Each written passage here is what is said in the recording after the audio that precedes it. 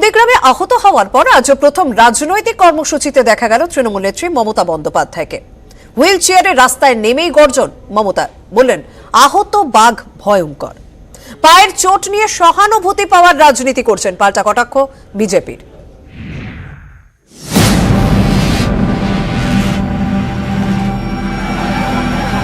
নিহত বাঘের থেকেও আহত বাঘ আরো ভয়ঙ্কর, আহত বাঘ আরো ভয়ঙ্কর।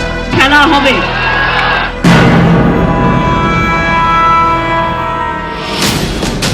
তিনি নিজেকে বলেন স্ট্রিট ফাইটার। রাস্তা থেকেই তার লড়াই। পায়ের চোট নিয়ে হুইল চেয়ারে করে রবিবার ভোট যুদ্ধের ময়দানে ফিরলেন মমতা। আমার জীবনে অনেক আঘাত, অনেক প্রত্যাঘাতের মধ্যে দিয়ে, অনেক লড়াইয়ের মধ্যে দিয়ে আমি পেরিয়ে এসেছি, কিন্তু আই নেভার বাউ ডাউন মাই হেড। ক্যাপ্টেন যখন রাস্তাতে রয়েছে, ফলে দলের কর্মীদেরকে যেমন অক্সিজেন জোগালো, তাকে ঘরে আটকে রাখার চেষ্টা করা হলো, তিনি তা মানতে রাজি নন। রবিবার পথে নামার আগেই টুইট করে জানান পায়ে ব্যথা আছে, তবে 5 কিলোমিটার রোড শোর পর মমতার মুখে শুধুই যুদ্ধের বার্তা।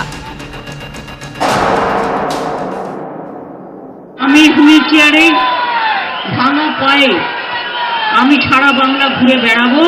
নিহত বাঘের থেকেও আহত বাঘ আরো ভয়ঙ্কর। হুইল চেয়ারে ঘুরুন না বৈশাখী নিয়ে ঘুরুন, সেটা তো আমাদের ব্যাপার নেই। মানুষ বুঝতে পেরেছে কি হুইল চেয়ারটাও মানে নকল আছে, আর অ্যাক্সিডেন্টটাও নকল ছিল। বাংলা মানুষ জানে, মানে যত নাটক আছে করুন। পুরোটাই কি আজকে ভোট পাওয়ার সিম্প্যাথি, ভোট পাওয়ার নাটক? অসুস্থ থাকতে পারি, আমি কখনো দেখাবো না যে আমি কাজ করতে পারিনি বলে আমি মানুষের সিম্প্যাথি দিয়ে আমি ভোট দেবো।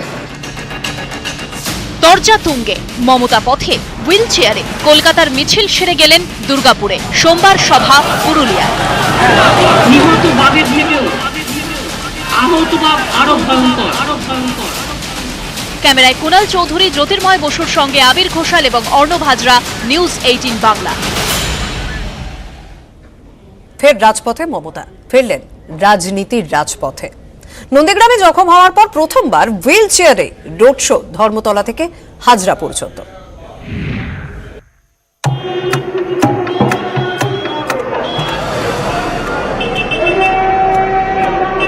ভাঙা পায়ে লড়াই হবে, ভাঙা পায়ে যুদ্ধ হবে, ভাঙা পায়ে জেতা হবে। নন্দীগ্রামের প্রার্থী হিসেবে মনোনয়নপত্র জমা দেওয়ার দিনই জখম। আমি আশা করি 2-3 দিনের মধ্যে আমি আবার নিজের ফিল্ডে ফিরে যেতে পারবো। কথা রাখলেন, ফিরলেন লড়াইয়ের ময়দানে, ফিরলেন রাজনীতির রাজপথে। নন্দীগ্রাম দিবসের রবিবার তৃণমূলের রোড শো। হুইল চেয়ার নিয়েই হাজির তৃণমূল নেত্রী। যদি কেউ ভাবে যে পা ভেঙে দিয়ে মমতা বন্দ্যোপাধ্যায়কে দমিয়ে রাখবো, ভাঙা পায়ে লড়াই হবে, ভাঙা পায়ে যুদ্ধ হবে, ভাঙা পায়ে জেতা হবে, ভাঙা পায়ে আবার নবান্ন দখল হবে। গান্ধী মূর্তিতে শ্রদ্ধা জানিয়ে শুরু হলো রোড শো। মমতার সঙ্গে অভিষেক, মমতার সঙ্গে দলের প্রথম সারির নেতারা। মমতার মিছিলে কলকাতার 11 বিধানসভা কেন্দ্রের তৃণমূল প্রার্থীরা। মেয়র রোড দিয়ে মিছিল এগোয়।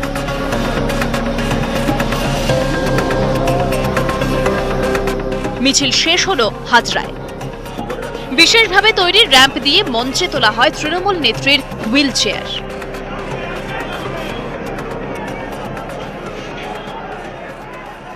আমি কিন্তু স্ট্রিট ফাইটার, আমি রাস্তার লোক, আমি রাস্তাটাকে খুব ভালো বুঝি, রাস্তাটাকে আমি খুব ভালো চিনি, এটা মাথায় রাখতে হবে। নিউজ 18 বাংলা। যে নন্দীগ্রাম নিয়ে এত কিছু, সেই নন্দীগ্রামে আজ শহীদ স্মরণ ছিল। তৃণমূলের নেতারা সকাল সকাল ময়দানে নেমে পড়ে। নিশানায় একজনই, শুভেন্দু অধিকারী। পাল্টা সরব নন্দীগ্রামে বিজেপির প্রার্থী। 14ই মার্চ আমরা প্রত্যেক বছর শহীদ দিবস পালন করি। আমি গোকুলনগর অধিকারী পল্লীতে মাল্যদান করে এখানে এসেছি। আমার সঙ্গে প্রায় 20টির বেশি শহীদ পরিবার সঙ্গে আছে।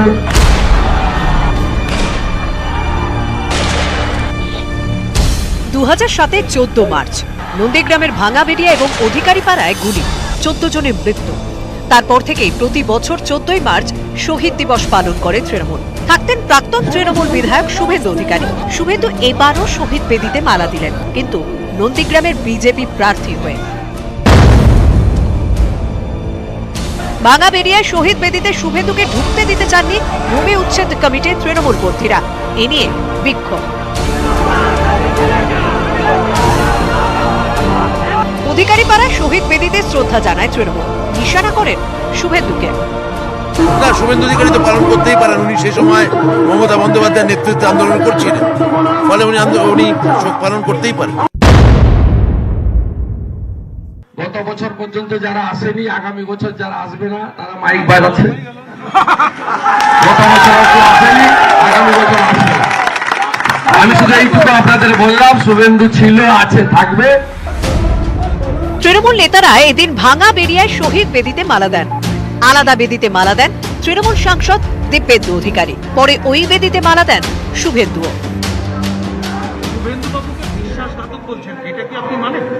নিশ্চিত না, শুভেন্দু বিশ্বাসঘাতকতা কোনো নিগমের সাথে করেননি, করবেন না। মুখ্যমন্ত্রী ভবানীপুর থেকে নন্দীগ্রামের বাইরে থেকে এসে লড়া নন্দীগ্রাম সিট, আমাদের ভূমিপুত্র শান্তিকুঞ্জের ছেলে শুভেন্দু অধিকারী জিতবে। নন্দীগ্রামে ভোট 1 এপ্রিল। নন্দীগ্রাম কার পাশে জানা যাবে 2রা মে। ক্যামেরা সৌমেন দাসের সঙ্গে সুজিত ভৌমিক, নিউজ 18 বাংলা। কলকাতা জোনের দায়িত্বে থাকা বিজেপি নেতা শোভন চট্টোপাধ্যায় বেহালা পূর্বের প্রার্থী নিয়ে ক্ষোভ, তাই ভোটের মুখে বিজেপি ছাড়লেন শোভন এবং বৈশাখী। বিজেপি নেতৃত্বকে লেখা চিঠিতে উগড়ে দিলেন তাদের ক্ষোভের কথা।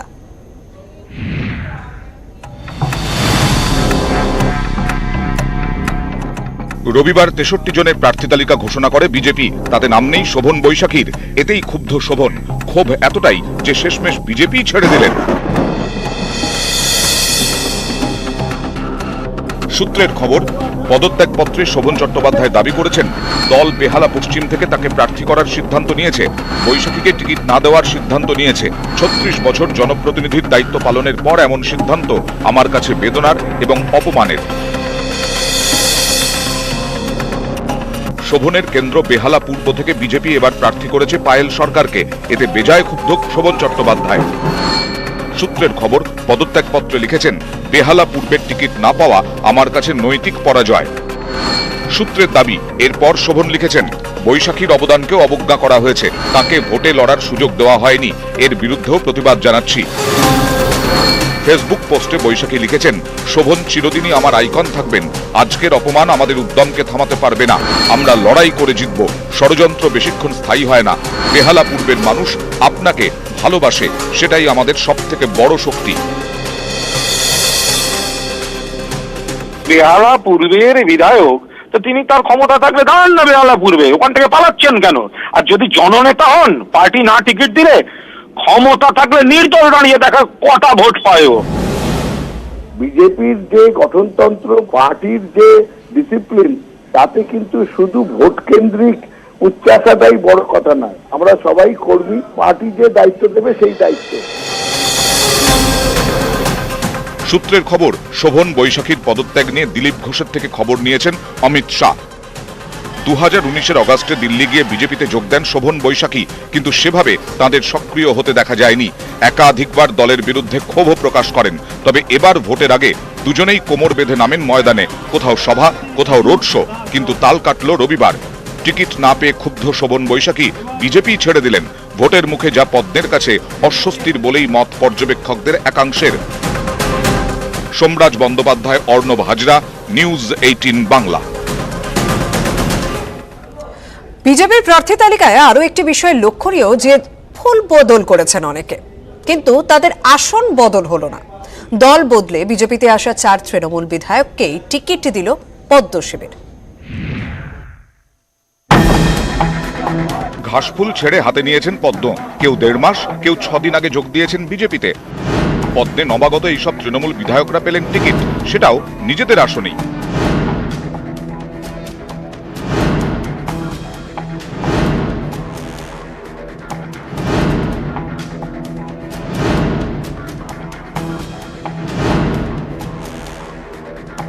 30শে জানুয়ারি চার্টার্ড বিমানে দিল্লিতে গিয়ে বিজেপিতে যোগ দেন রাজীব বন্দ্যোপাধ্যায়। অমিত শাহের বাড়িতে এই যোগদান পর্বের আগেই অবশ্য বিধায়ক পদ ছাড়েন রাজীব।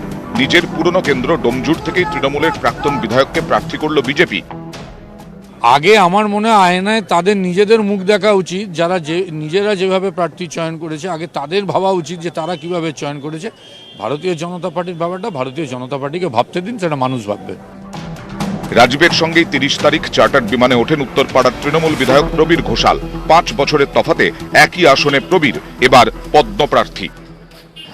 ভারতীয় জনতা পার্টি যারা ভদ্রলোক তাদেরকে সম্মান দিতে জানে, এটা এই জন্য আমি ভারতীয় জনতা পার্টির কাছে কৃতজ্ঞ। ফেব্রুয়ারির শুরুতে দল ছাড়েন ডায়মন্ড হারবারের তৃণমূল বিধায়ক দীপক হালদার। নিজের কেন্দ্র থেকেই দীপক এবার বিজেপি প্রার্থী। আর সব শেষে রবীন্দ্রনাথ ভট্টাচার্য। 2001 থেকে সিঙ্গুরের বিধায়ক রবীন্দ্রনাথ ভট্টাচার্য 88 বছরের মাস্টারমশাইকে এবার আর প্রার্থী করেননি মমতা বন্দ্যোপাধ্যায়। তারপরেই দলত্যাগ। 8ই মার্চ বিজেপির পতাকা হাতে নেন প্রবীণ রবীন্দ্রনাথ। তাকেই এবার সিঙ্গুরের প্রার্থী করল বিজেপি। তার লড়াই তৃণমূলের বেচারাম মান্নার বিরুদ্ধে। অন্যায়ের সঙ্গে এই লড়াইয়ে আমি জয়ী হব, এটা আমি আশাবাদী। কিন্তু পতাকা যে বদলে গেল। রাজ্যে পালাবদলের এপিসেন্টার সিঙ্গুরে 19-এর ভোটে 10,000-এর বেশি ভোটে এগিয়ে ছিল বিজেপি। রং বদলে যাওয়া মাস্টারমশাইয়ের ওপর এবার কতটা আস্থা রাখতে পারবে সিঙ্গুর? উত্তর মিলবে 2রা মে। নিউজ 18 বাংলা। ভোটের প্রচারে তৃণমূলের তারকারা। মেদিনীপুরে প্রচারে দেব মিমি, বাঁকুড়ায় সায়ন্তিকা।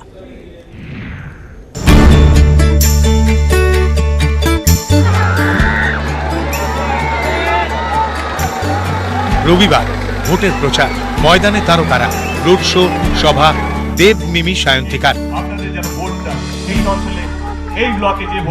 পশ্চিম মেদিনীপুরের ঘাটালের সাংসদ দেব রবিবার দিনভর ব্যস্ত থাকলেন পূর্ব মেদিনীপুরে তৃণমূল প্রার্থীদের প্রচারে। উত্তর কাঁথি, দক্ষিণ কাঁথি, রামনগর 3 জায়গায় রোড শো, সভা। নাগালের মধ্যে প্রিয় অভিনেতাকে পেয়ে খুশি আম জনতা। পশ্চিম মেদিনীপুরের চন্দ্রকোনা বিধানসভার তৃণমূল প্রার্থী অরূপ ধারা। তাঁর সমর্থনে এদিন রোড শো করেন অভিনেতা মিমি চক্রবর্তী। পিংলায় করেন সভা।